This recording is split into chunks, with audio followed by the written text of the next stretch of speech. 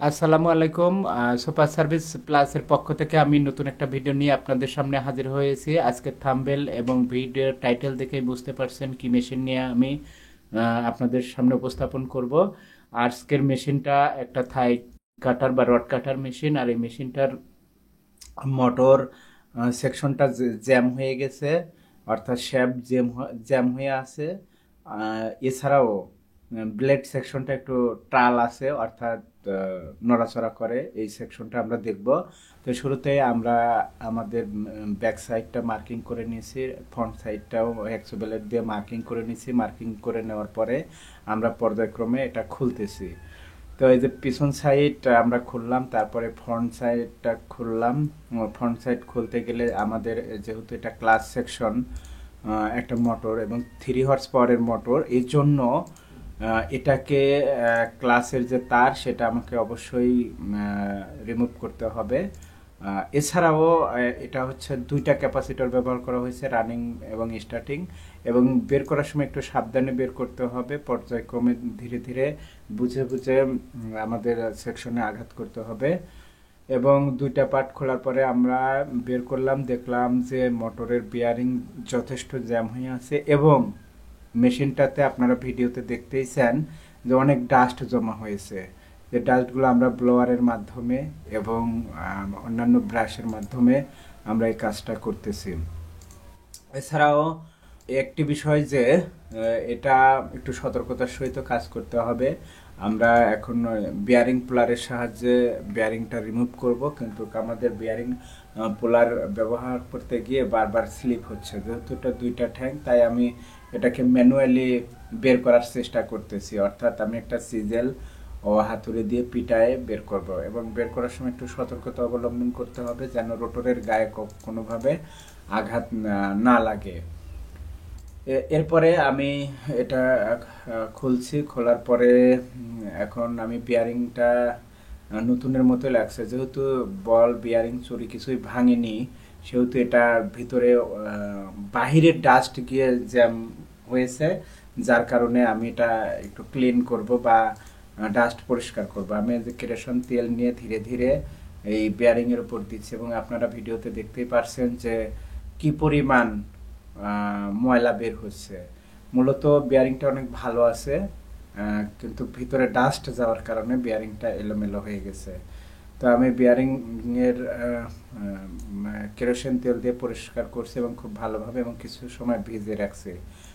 এছাড়া এখানে যে বিয়ারিংটা ব্যবহার করেছে সেটার মডেল হচ্ছে 6205।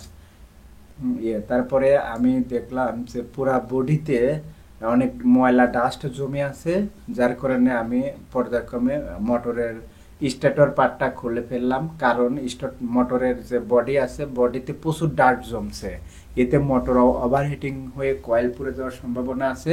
সেই জন্য আমি একটু মাস্টার সার্ভিসিং এর পরিকল্পনা করি। শুরুতেই ভেবেছিলাম যে শুধু বেয়ারিংই করব, এরপরে আমি মাস্টার সার্ভিসটা করার উদ্দেশ্যে নাটগুলো খুলছিলাম। নাটগুলো খুলতে গিয়ে যথেষ্ট সময় বেগ পেতে হয়েছে, কারণ নাটের উপরে নিচে জং বা লোহার কুচি পরে একেবারে অনেক এলোমেলো হয়ে গেছে, যার জন্য পুরা নাটটা ঢিল দিলেও জ্যাম লাগছিল। তো আমাকে পর্যায়ক্রমে সহযোগিতা করছিল আমার সহযোগীরা, যারা সবসময় আমাকে সাহায্য করে। আপনারা দেখতেই পারছেন আমি একটা স্টিলের ব্রাশ নিয়েছি এবং অন্যান্যরা সিজেল দিয়ে পাথরের মতো হয়ে গেছে, যদিও ডাস্ট দিনে দিনে জমে পাথরের মতো ধারণ করছে, এজন্য আমরা পরিষ্কার করছি। তো আসলে যে কোনো কাজ একটু সতর্কতা এবং সুন্দর করে করতে গেলে কিছুটা সময় নিতে হবে এবং কাজকে কাজের মতো করেই করতে হবে। আমরা প্রতিটা সেকশন খুব সুন্দরভাবে মাস্টার সার্ভিস করছিলাম। এছাড়াও আমি নিজেও একটু হাততালি দিয়ে দেখাচ্ছিলাম, কারণ ওরা যেহেতু শিখছে আমার কাছে কাজ, সেহেতু কিভাবে ব্রাশটা ধরতে হবে এই পজিশনগুলো আমি ভালোভাবে বোঝাই দিচ্ছিলাম। এছাড়াও আজকে যদিও ছুটির দিন থাকতে মনটা ভালোই লাগছিল, তবুও কাজগুলো করতে হচ্ছে। এছাড়াও সবাই একাধারে যে যতটুকু পারছে আমার সাথে কাজ করতেছে। তো আপনারাও এইগুলো আমাকে বা আমার যারা ঢাকা সিটির মধ্যে বা বাইরে কোনো জটিল মোটর থাকবে সেগুলো অবশ্যই আমাকে জানাবেন বা আমার হোয়াটসঅ্যাপ নাম্বারে যোগাযোগ করবেন। এছাড়া আপনাদের যদি টেকনিক্যাল কোনো পরামর্শের প্রয়োজন হয় অবশ্যই আমার সঙ্গে যোগাযোগ করবেন, আমি প্রতিনিয়ত আপনাদের পরামর্শ দেওয়ার চেষ্টা করব। আমি একজন শিক্ষকতা পেশায় নিয়োজিত থাকলেও আমি প্রতিনিয়ত কাজকে ভালোবাসি এবং আমার অর্জিত জ্ঞান মানুষের মাধ্যমে আমি এটা দিয়ে দেবো। এই পর্যায়ে আসলাম হচ্ছে আমাদের মোটরটা সুন্দরভাবে পরিষ্কার করার পরে এখন আমরা ফিনিশিংয়ে দেব, অর্থাৎ মোটরের বিয়ারিংটা যে আমরা খুলছিলাম ওয়াশ করছি সেটা যথেষ্ট এবং সুন্দরভাবে গ্রিজ করব। তো আমরা সাধারণত মাস্টার গ্রিজটাই নিয়েছিলাম এবং বিয়ারিংটা লাগাইছি। লাগানোর পরে সতর্কতার সঙ্গে লাগাচ্ছে যাতে আমাদের হাতে ইনজুরি না হয়, আপনারা দেখতেই পাচ্ছেন। এবং বিয়ারিংয়ের যে গ্রুপ আছে গ্রুপে যথেষ্ট পরিমাণ শেষ পর্যন্ত গেলে এটাকে সুন্দরভাবে লাগাইতে হবে, এটা হলো একটা কথা। আরেকটি বিষয় হলো যে আমরা এখন রোটরটা স্টেটরের মধ্যে দিতেছি এবং সেই সাথে যে ক্লাস সেকশন আছে এই তারটা আমাদের পয়েন্ট দিয়ে বের করতে হবে। আরেকটি বিষয় হচ্ছে আমার আরেকটি ভিডিও আছে যে ভিডিওর মাধ্যমে আপনারা দেখতে পারবেন যে কিভাবে স্টার্টিং এবং রানিং ক্যাপাসিটর লাগানো হয়। এটা আমার আরেকটা ভিডিওর মাধ্যমে আই বাটনে আমি দিয়ে দিব, আপনারা দেখে নেবেন। একবার সহজ, শুধু একটু বুঝতে হবে। তো অনেকে এটা দেখে অনেক বিভ্রান্ত হন যে কিভাবে রানিং স্টার্টিং ক্যাপাসিটর লাগাতে হয়। তো আপনারা দেখতেই পাচ্ছেন ভিডিওর মাধ্যমে যে আমি রানিং এবং স্টার্টিং ক্যাপাসিটর কিভাবে লাগাচ্ছি। এছাড়াও আজকে সারাদিন এই কাজ করতে গিয়ে আসলে অনেক পুরাতন নাট বোল্ট, যার কারণে সময় নিতে হয়েছে। আরেকটি বিষয় হচ্ছে টেকনিক্যাল কাজে করতে গেলে একটু সময় লাগে। তো এখানে আমাদের থিওরিক্যাল প্লাস হচ্ছে প্র্যাকটিক্যাল একটু ভিন্ন হয়ে আসে। তো আমরা আমাদের ভিডিওর মাধ্যমে আমি সবগুলো পুঙ্খানুপুঙ্খরূপে উপস্থাপনা করার চেষ্টা করেছি। আপনারা প্রতিনিয়ত আমার চ্যানেলকে সাবস্ক্রাইব করে রাখবেন এবং আমার নতুন নতুন ভিডিও দেখবেন। এবং যেখানে কোনো পরামর্শ প্রয়োজন হয় অবশ্যই আমাকে কমেন্ট বক্সে লিখে দিলে আমি উপকৃত হব, কারণ আমার অর্জিত জ্ঞান আপনাদের মাধ্যমে আমি শেয়ার করছি। এই শেয়ারিং এর মাধ্যমে অনেককে শেখাচ্ছি বা আগামী জাতি গঠনে একটা ভূমিকা পালন করছি। তো সেখানে যদি আপনাদের কিছু মতামত আমি পাই, এতে আমার শেখানোর কৌশলটা আমি একটু পরিবর্তন করতে পারি এবং এর মাধ্যমে দক্ষ কারিগর জাতিকে উপহার দিতে পারবো। আমাদের একটা লক্ষ্য যে কিভাবে আমরা হাতে কলমে মানুষকে কাজ শেখাতে পারি, এই ধরনের একটা লক্ষ্য নিয়ে কাজ করছি। তো সেখান থেকেই আমি এই কাজ করছি। দেখেন আমি এখানে ক্যাপাসিটরগুলো লাগিয়ে এখন ক্যাপাসিটর বক্স ইনস্টল করব। যদি একটু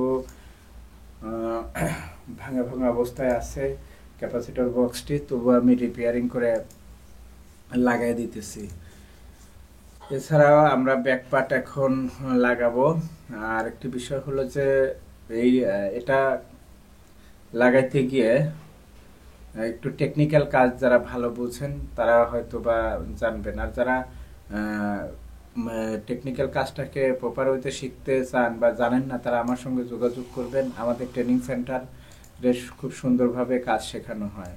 এরপরে আমরা যেটা করছি যে আমাদের যে বডিটা ছিল যে এক্সেল অর্থাৎ রড কাটার মেশিনের যে এক্সেল, সেই এক্সেলটাকে খুব সুন্দরভাবে খোলার চেষ্টা করতেছি এবং খুলে পরিষ্কার করে পুনরায় আবার এটাকে ফিট করতেছি। তো আপনারা দেখছেন বা শুরুর ভিডিওতে দেখতেই পেরেছিলেন যে কি ময়লা হয়েছে। এখন আমরা এই মোটরটা সুন্দরভাবে বডিতে ফিট করলাম। আর আমার সাথে কিছু বাচ্চারা আছে যারা আমার কাছে শিখছে কাজ, তারা হাতে কাজ করতেছে এবং খুব সুন্দরভাবে শিখছে এবং পর্যায়ক্রমে আমাকে অনেক প্রশ্ন করতেছিল। এ পর্যায়ে আমরা ব্লেডের অংশের যে কভারগুলো এগুলো সব সুন্দরভাবে ফিটিং করে এই কাজগুলো শেষ করেছি। তো আশা করি আপনারা দেখতেই পারছেন যে প্রত্যেকটা অংশে আমরা খুব সচরাচর এবং দক্ষভাবে কাজ করার চেষ্টা করছি। এখন আপনারা দেখতেই পারছেন যে আমরা এটা টেস্টিং করব যে কিভাবে মোটরটি ঘুরে কিনা, এবং আপনারা ভিডিওর মাধ্যমে আমি দেখাচ্ছি যে এটা খুব সুন্দরভাবে ঘুরছে এবং এটা এখন কাস্টমারকে হ্যান্ড ওভারের জন্য সম্পূর্ণভাবে প্রস্তুত করেছি। তো সবটুকু বা সম্পূর্ণ ভিডিওটি দেখার জন্য আপনাদের সবাইকে ধন্যবাদ জানিয়ে আজকের ভিডিও শেষ করছি। আল্লাহ হাফেজ।